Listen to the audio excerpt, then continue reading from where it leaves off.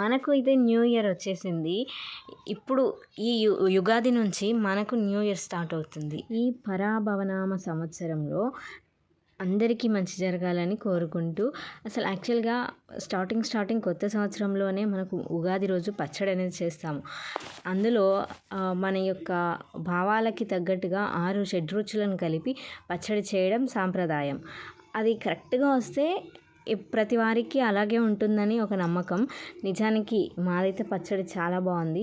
జీవితంలో కూడా కోపము, ఆనందము, దుఃఖము, సంతోషము, కొన్ని చేదు వార్తలు ఇలాంటివన్నీ కామన్గా జరుగుతాయి. వాటిని కరెక్ట్గా బ్యాలెన్స్ చేసుకుంటేనే జీవితం. దీన్ని అర్థం చేసుకొని జీవితంలో ముందుకెళ్ళాలి. అది వైఫ్ అండ్ హస్బెండ్ రిలేషన్ అయినా, తర్వాత వర్క్ చేసే ప్లేస్లో అయినా, ఎక్కడైనా సరే, ఇంట్లో బయట ఏ ప్లేస్లో అయినా కూడా అలా మనం కరెక్ట్గా చేసుకుంటేనే మన యొక్క మనోధైర్యము మరియు బలం పెరుగుతుంది. అప్పుడు జీవితంలో ఎత్తు పల్లాలని సరిసమానంగా చూడగలుగుతాం. ఆ చూడడానికి మన యొక్క మనోధైర్యము, మానసిక శక్తి చాలా అవసరం.